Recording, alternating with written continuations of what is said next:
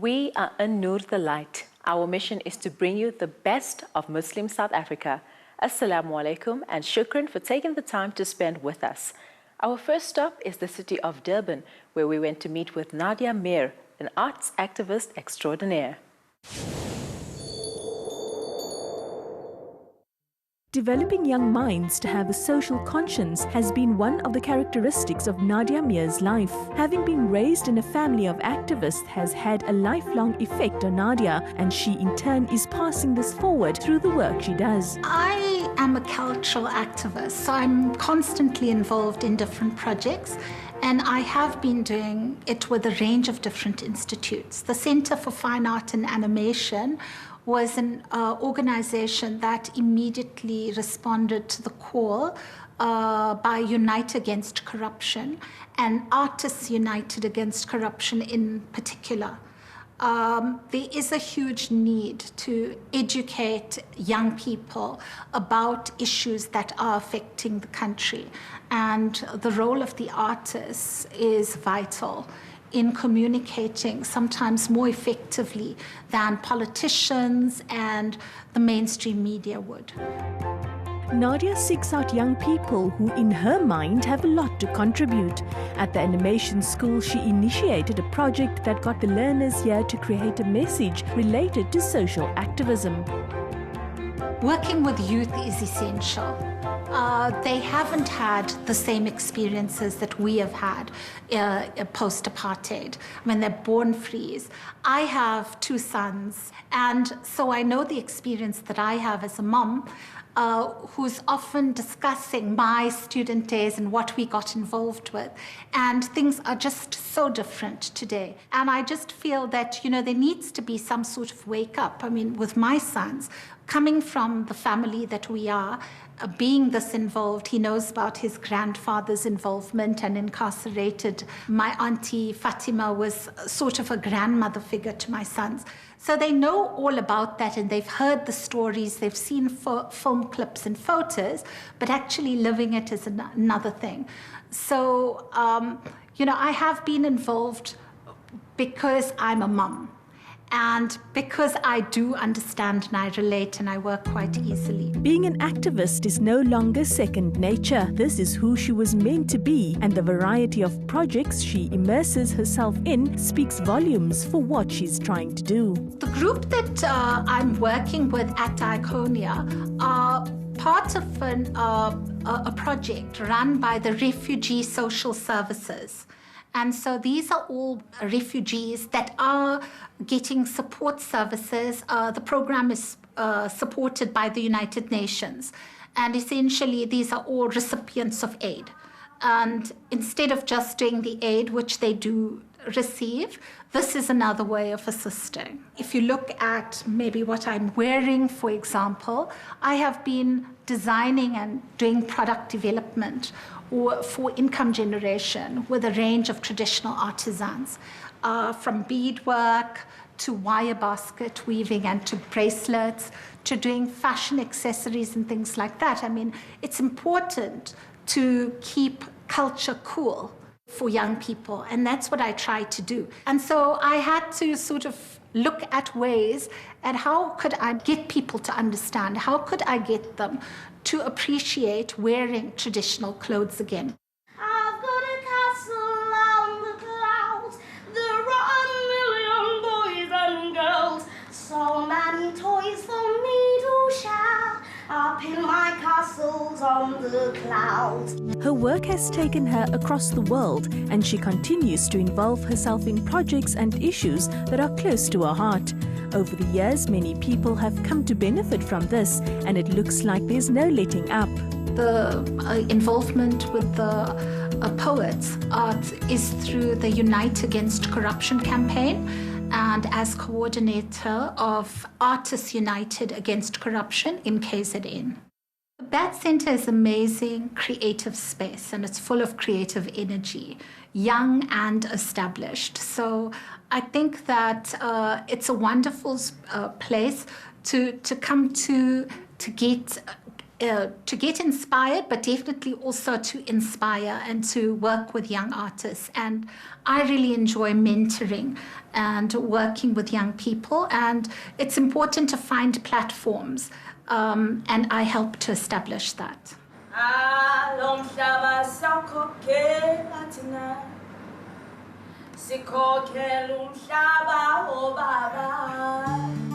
Nadia lives the words she speaks. Her commitment to bringing about meaningful change, coupled with her love for young people, as well as those who are disadvantaged, has seen her achieve far more than what she could dream. This, however, has not stopped her from setting her sights on even more. And for the young woman from Durban who has done so much, there still remains a whole lot more to do. She is an activist par excellence.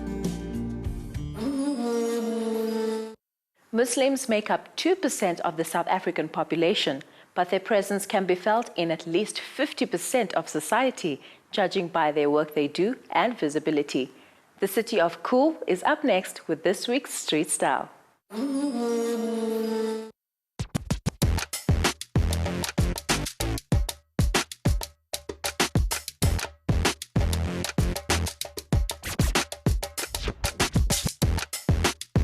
We're living in a time where one needs to dress to impress.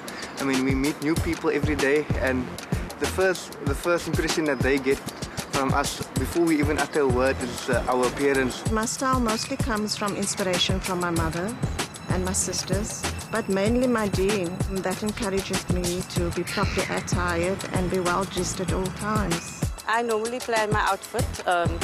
I would plan, okay, if I'm going to wear that, I would style that with that shoe, with that bag, with that scarf, and with that accessories. I think I have more of a conservative style. I always choose to at least one thing that stands out. In this case, the color of the pants, which is a bold, burnt red color, and I utilize it with the jersey and the shoe, which is like a more earthy tan color. And the shirt, I went for a white shirt, but what's interesting about the shirt is the stripes. That it's just something different that adds to the outfit. The outfit I'm wearing is a cream dress with sequins on. I love sequins. I styled it with a white pants and tan cardigan with tan boots and tan bag. I love matching my, for example, my scarf with my bag or my bag with my shoes. I'm wearing a white scarf styled in a turban, and what I did was I matched silver diamond jewelry with it to go with the sequins of the dress. I'm wearing separate pieces. The nice thing about pieces is you can incorporate it with your pieces at home as well. I'm wearing a pantsuit. It's perfect for the crisp weather today. If it gets warmer, you can remove the jacket and still be properly covered as well. And you can do it evening wear as well as day wear with a flat shoe. At this moment, I don't feel it's difficult as a Muslim female to dress modestly. There's different fashion styles. At the moment, there is so many modest fashion labels, even here in Cape Town. At the time, years back, when I started dressing modestly, I went to shops and it was very difficult even to get an Eid outfit. But now there's so many, you can just go online and you can just purchase anything online. I think it is possible to be trendy and still follow Islam.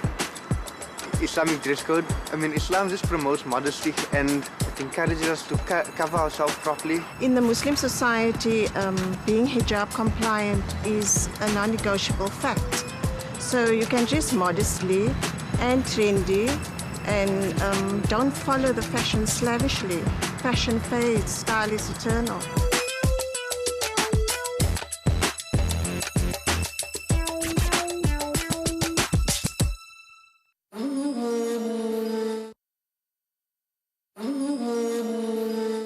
Polygamy has long been a controversial topic, and this week we went to find out why. Islam considers marriage as one of the most virtuous institutions. For this reason, Islam has also allowed for a man to take on more than one wife, but the criteria for these unions have caused some contention. I took on a second wife about 8 years ago. The whole idea about a man taking a second wife is not just based on lust. Lust is one of those things because you get married not to commit adultery. And we marry also that we don't use women, we don't abuse women. We want to do what's right in the eyes of our Creator. But unfortunately, I haven't fallen into the category because often you marry a woman who is battling or an older woman or a situation. That has not been the case. So my blessings were severely discounted in that way. The stringent conditions of polygamy rely on one's interpretation of the verses containing this right. The Quran says, "And if you fear that you may not be just to the orphans, then you may marry whom you please of the women, 2 and 3 and 4. But if you fear you will not be fair, then only one, or what your right hand possesses. This is best that you do not face financial hardship." Islam tells us there is a very big difference when you are to look at Islam and how people are practicing polygamy. It is not a concept of lust. It is not a concept of what you want. Allah subhanahu wa ta'ala gave conditions to polygamy.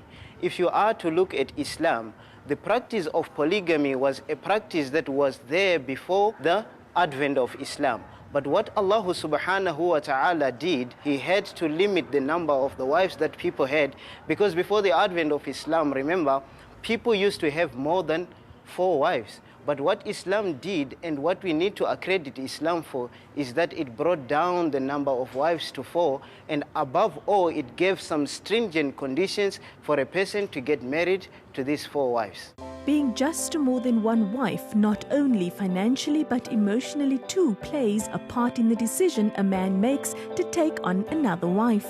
Many couples in polygamous marriages often seek help in various forms due to the emotional stress of these situations.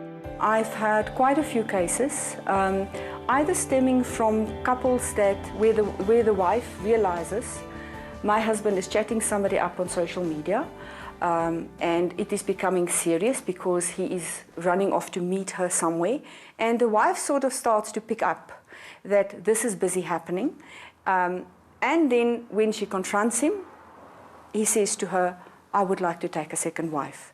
So I've had cases like that. I've had cases where men have married the second wife without the wife's knowledge, and somehow they come to the realization that what they have done was wrong.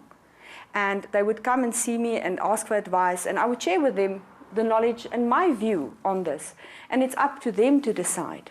And in many of these cases, by their choice, they realize that they've done it for the wrong reasons. And it's then to help them restore their relationship with their wife, with their children, as well as with their Creator. My first wife has started a support group via WhatsApp. She speaks to many women right across the country. And I find that with her helping other women in similar situations, helps her cope with the difficulties of being in a polygamous marriage, because it's not easy for the wife. And she goes out, she helps people, she talks to people. People would constantly be calling her 9 o'clock, 10 o'clock, 11 o'clock at night. And, you know, she's always on the WhatsApp talking to her and giving advice. And it's easy to give advice when you're not in a situation, but only you that's in a situation knows how it feels. Adila Ahmad is currently writing a book on the subject and has shared her findings and opinions on how polygamy is misused in the South African Muslim community. In Islam, we are taught that if you notice a person doing an ill or a wrong, you have to try to stop it with your hands. If you cannot stop it with your hands, stop it with your words. Speak out against it. And if you can't do that, the least you can do is pray so that that action or that person will stop. And I feel by writing this book, we need to try to effect that paradigm shift, that polygamy is not for lust. If we go into the books of research and into history, it was really for social upliftment and development. And that's really why I ended up writing the book, so that I pray and I hope that it will effect that paradigm shift so that less women and children can be hurt and oppressed. And amongst his signs is this, that he created for you mates from among yourselves, that you may dwell in tranquility with them, and he has put love and mercy between your hearts. Undoubtedly, in these are signs for those who reflect.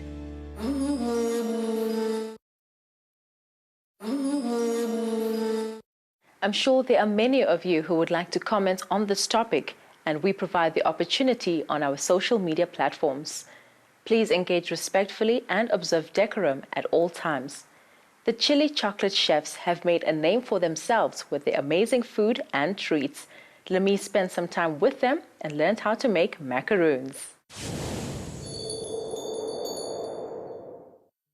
They say when you do what you love, you'll never work a day in your life. And that's exactly what these two sisters, Fatima and Zainab, have done. They've taken a passion and turned it into a thriving business. So meet the Chilli chocolate chefs. Thank you so much for having me in your kitchen. Thanks so much for coming through. So what are we making today? Okay, so we're making a classic French macaron. What is the difference between the French macaron and the macaroon? The macaroon is made with coconut and egg white. Just that. It's not a uniform shape, whereas the macaron is a little French dainty pastry. It's in a perfect round, can be done in amazing different colors, and that's what we're going to show you how to make today. What are the ingredients that we need for your French macaron? Okay, so we need egg whites, 40 grams of egg whites, 40 grams of castor sugar, 50 grams of ground almonds, home ground almonds, and 50 grams of icing sugar.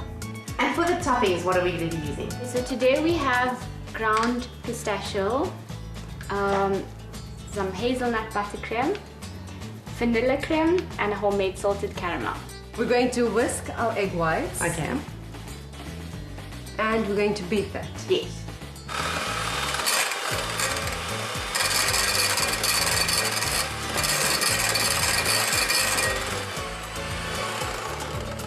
So we beat it just until soft peaks form? Yeah, well you just need to check okay, that it doesn't fall off. Now we're going to add our castor sugar. And now we have to beat it again.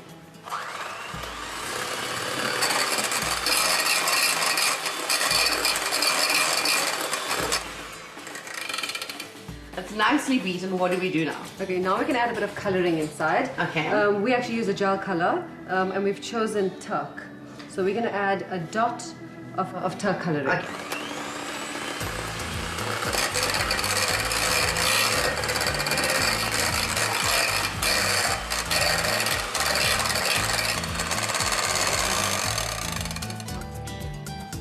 So now I'm going to add the almonds and the icing sugar. Okay. Now I have a little tip for you.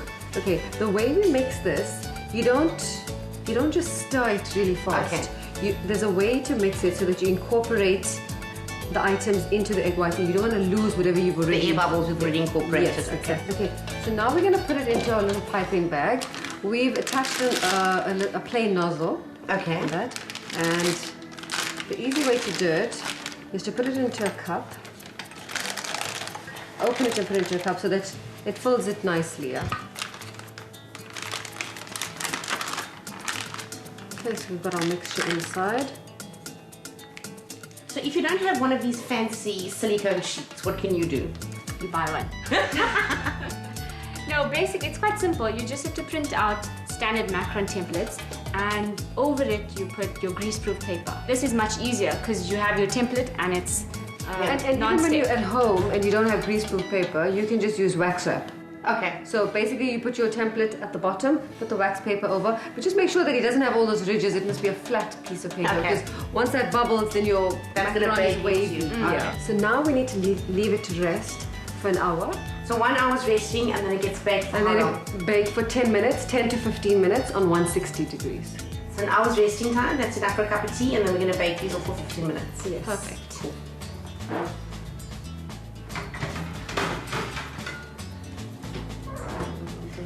Perfect. Perfectly baked macarons. So Fatima, while she's busy taking the macarons off the silicone, tell me about all the toppings that you have here. So we thought of different ideas of using your macarons, because while you can just have it as a macaron alone, you can also incorporate it into your desserts and cupcakes as a decor almost. Okay. So that's actually a Lindt chocolate mousse topped with a Tiffany macaron. Yeah, so there's our bows. So what is your favorite mix to put on the inside of your macaron? I love the hazelnut. The hazelnut? Yeah. Okay, so we're going to do some with hazelnut? Yes, for sure. Okay, so it's already in the piping bag.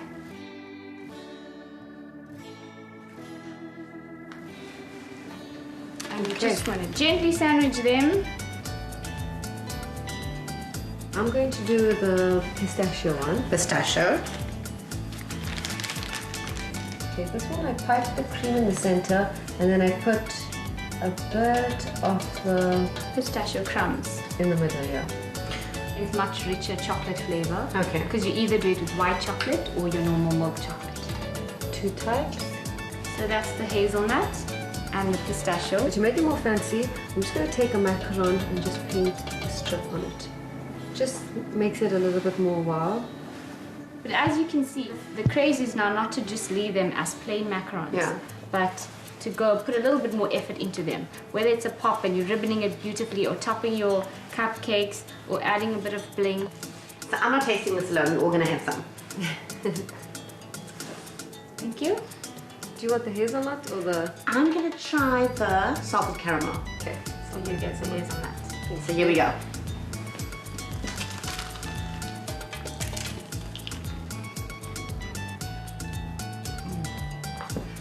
There's a reason why I only like certain sweet things. I like that bit of salted caramel coming through. Melt in your mouth. Absolutely delicious. I'm clearly in macaron heaven. So until next time, Assalamu alaikum.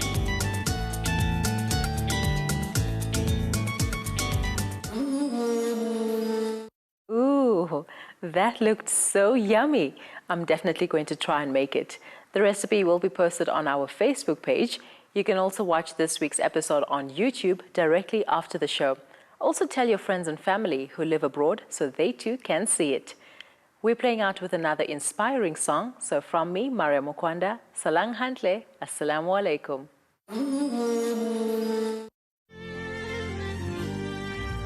He's there in the darkness, you will never know. So gentle in every breath, like a river that flows. He will light up the sun and reflect upon the moon. From dusk until dawn, he will guide you to the truth. Ya Allahu Rahman, Rahimu Malik, Qudusu Salam. Allahu Rahman, Ya Allahu Rahman, Rahimu Malik, Qudusu Salam. Allahu Rahman.